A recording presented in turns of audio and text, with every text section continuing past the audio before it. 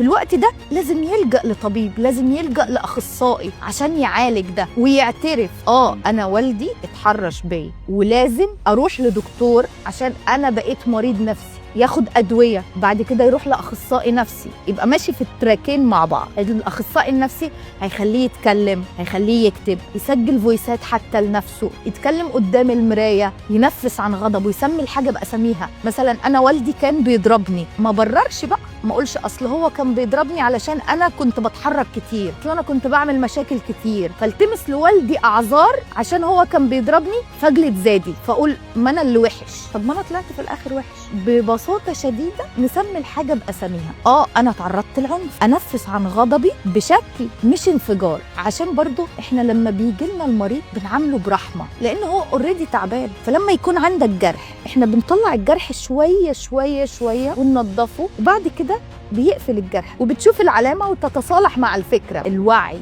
والإدراك وإن أنا أسمي الحاجة بأساميها وإن أنا أرفع استحقاقي وإن أنا أقول أنا تعرضت لأذى بس أنا دلوقتي كبير كفاية وناضج كفاية إن أنا أتخطى المحنة دي. فلما أقول كده تبدأ بقى الرحلة.